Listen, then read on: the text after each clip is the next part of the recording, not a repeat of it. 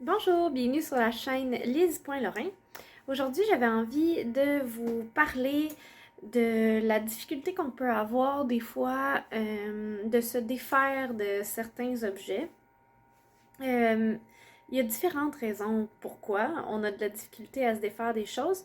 Puis dans cette vidéo aussi, je voulais surtout traiter les gens, euh, traiter le fait qu'il y a des gens qui ont de la difficulté des fois à se départir de certains objets parce qu'ils se disent mais c'est encore bon, c'est encore utile, ça m'a coûté de l'argent, c'est comme si je jetais de l'argent aux poubelles. Euh, puis il y a des gens que ça arrête de se débarrasser de choses, de les donner, par exemple, au Village des Valeurs ou à Renaissance. Euh, Moi, il y a une partie de mes choses que c'est vraiment facile pour moi de me défaire et de me dire je vais mettre ça dans une boîte, je veux plus les voir, ça s'en va au Village des Valeurs maintenant, puis je vais être débarrassée. Il y a des moments dans ma vie où c'est facile de faire ça, puis il y a des moments où c'est plus difficile. Il y a des moments où, par exemple, je vais être un petit peu plus à court d'argent. Dans ces moments-là, j'ai un petit peu plus de difficulté à donner mes choses parce que là, je me dis, ah, mais tu sais, ça m'a coûté cher. Ah, tu sais, je pourrais les garder, puis, tu sais, je veux pas avoir à en racheter plus tard. Mais l'affaire qu'il faut qu'on se dise, c'est que, par exemple, si je garde quelque chose qui coûte 20$, j'en garde un. C'est correct, ça prend pas beaucoup de place. Mais si je remplis toutes mes armoires de choses qui coûtent 1$, 5$, 20$, puis que c'est toutes des choses que j'utilise pas, mais là, je remplis mon espace. Donc là, j'ai besoin de plus d'espace. Là, je me dis que mon appartement est trop petit, que je manque de place.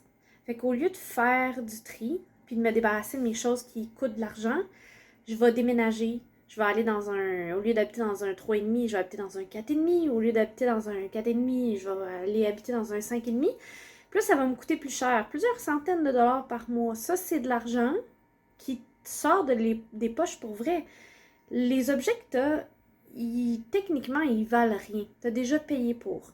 Si tu t'en débarrasses, ça te fait de la place, tu as de l'espace pour respirer, le stress descend, parce que ça a été prouvé que un environnement qui est bordélique, ça augmente le taux de cortisol, puis ça augmente le stress qu'on a.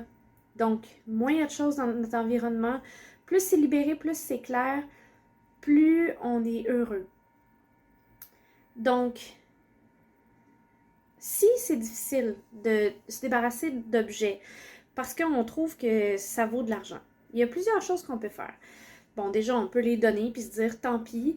Tu sais, si j'en ai vraiment, vraiment, vraiment besoin, je vais le racheter neuf, payer plein prix ou même usagé puis payer moins cher.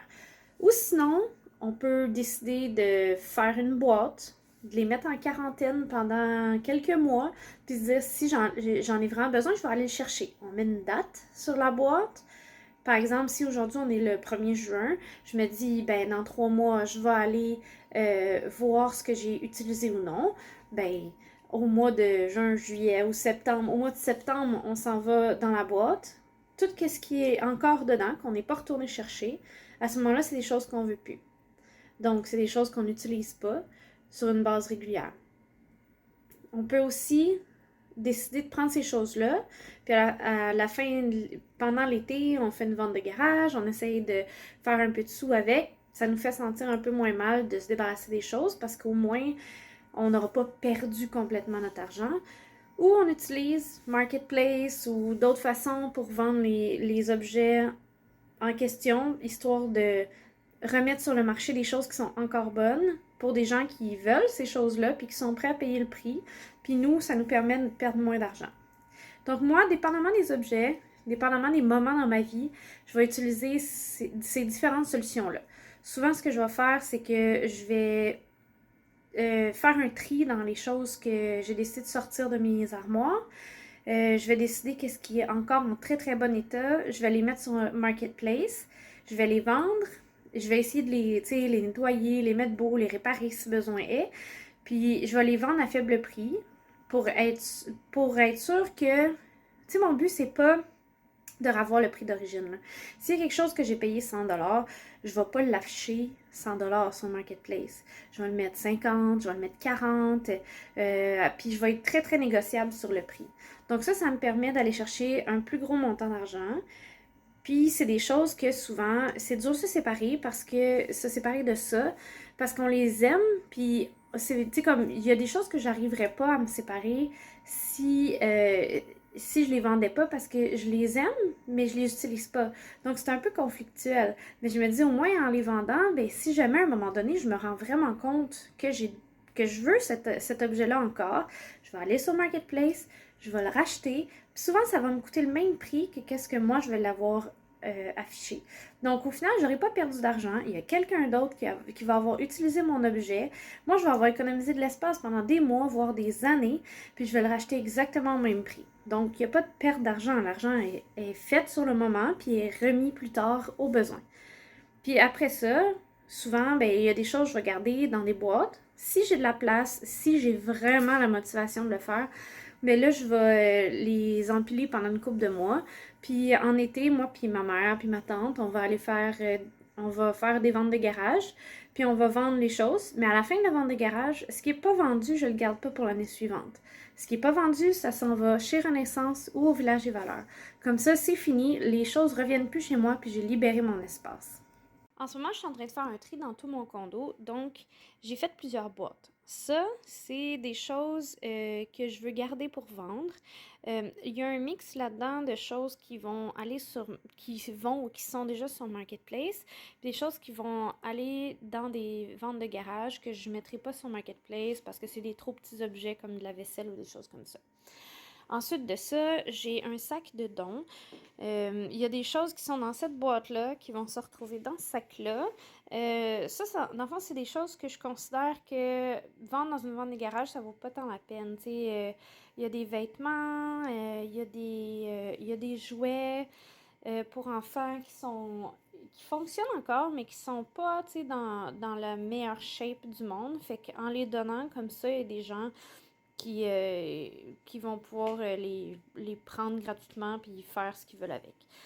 Ensuite de ça, j'ai toujours une boîte de choses qui doit retourner chez des personnes ou que je donne à des personnes. Comme ça, c'est un jouet qu'une de mes amies m'avait prêté pour mon fils. Puis un porte-bébé. Puis j'y donne aussi des céréales de bébé que j'utiliserai pas parce que mon fils est allergique. Ben, il réagit au lait. Ensuite de ça, j'ai aussi des bacs. Je vais vous montrer. Ça, c'est le bac des choses qui sont affichées sur Marketplace, qui sont en attente d'être vendues. Ça, c'est des choses qui vont aussi finir par se ramasser dans la vente de garage à la fin. Donc, c'est ma façon de procéder pour les choses. Là, ça a l'air niaiseux, mais on utilise le bac comme barrière pour mon fils, pour pas qu'il se sauve quand on est dans le salon. Mais éventuellement, toutes ces choses-là vont trouver leur chemin à l'extérieur de chez moi pour libérer de l'espace. Il y a des gens qui vont dire que c'est égoïste, cheap, gratteux, peu importe, de vendre des choses alors qu'il y a des gens dans le besoin qui pourraient les utiliser, puis que pour eux, ce serait important parce qu'ils n'ont pas beaucoup d'argent, puis tout ça. Je suis vraiment d'accord, il y a des gens qui ont vraiment des besoins. Si j'étais quelqu'un qui faisait un salaire de fou, je donnerais mes choses sans problème. Mais des fois, il y a des choses que, comme je disais, j'ai de la difficulté à me détacher parce que c'est des choses qui m'ont été données, c'est des choses que j'ai un attachement sentimental ou c'est des choses qui m'ont coûté cher. Donc, je veux dire, je suis pas millionnaire, je suis très loin d'être millionnaire. Puis, quand on est en congé de maternité, ben on fait pas beaucoup d'argent. Donc, en ce moment, de libérer mon espace puis de vendre mes choses, ça m'aide à arrondir mes fins de mois pour réussir à payer tous les trucs qu'on a à payer. Mais aussi, ça m'enlève un poids sur les épaules en me disant que ça n'a pas été gaspillé. Il y a des choses là-dedans aussi, c'est des cadeaux. Nous, on manque beaucoup d'espace dans le condo. Donc, une des décisions que j'ai prises, c'est de revendre les choses, même si on sait que ce serait utile pour un autre enfant, parce que il y a beaucoup de choses qui nous ont été données qui étaient seconde main. Donc, je les revends aussi. Comme ça, les gens peuvent l'acheter seconde main. Je vais voir les prix qui sont affichés sur Marketplace. Je regarde c'est quoi les plus hauts puis les plus bas. Je me mets quelque part entre les deux. Puis je me dis, ben la prochaine fois que je vais avoir un bébé, si je veux vraiment ravoir quelque chose, je vais voir sur Marketplace. Je vais racheter seconde main. Puis ça va me coûter la même chose que j'ai reçu en échange. Donc, au final, j'économise de l'espace parce qu'on a vraiment, vraiment un problème d'espace ici. On est dans un 4,5, on n'a pas beaucoup de garde-robe. Puis un bébé, c'est fou, tu sais, c'est fou parce qu'un bébé, c'est tout petit, mais tout ce qu'un bébé a besoin, c'est vraiment gros, tu sais. Puis là, ben, avec Noël puis sa fête, qui arrive bientôt, il y a encore plus de choses qui sont rentrées. Donc, j'ai décidé que ça allait pas me faire mal au cœur de revendre des jouets ou des meubles ou des choses qu'on n'utilise plus avec lui, puis de juste les racheter quand le moment va venir. Ça va me permettre pendant un an ou deux d'avoir de l'espace pour ranger d'autres choses à mesure qu'il grandit. Donc, c'est toujours une question de décision personnelle. Si vous êtes en capacité de donner des choses aux gens, faites-le, je vous encourage à le faire. Je le fais aussi, je donne pas juste des choses qui fonctionnent pas puis qui sont brisées. J'ai donné des sacs et des sacs et des boîtes de choses dans les dernières années qui étaient encore en excellent état parce qu'il fallait que ça sorte absolument. Mais c'est ça, là, en ce moment, j'ai la possibilité de mettre dans un coin les choses le temps de les vendre. Puis je suis pas dans le rush non plus de me débarrasser. Ça me permet juste de faire un petit montant d'argent en même temps, puis de libérer un peu mon espace. Donc c'est satisfaisant pour moi. Puis à d'autres moments dans ma vie, je vais probablement devoir donner des choses parce que je vais être dans l'empressement de me débarrasser. Puis à ce moment-là, je donnerai, puis ce sera ça.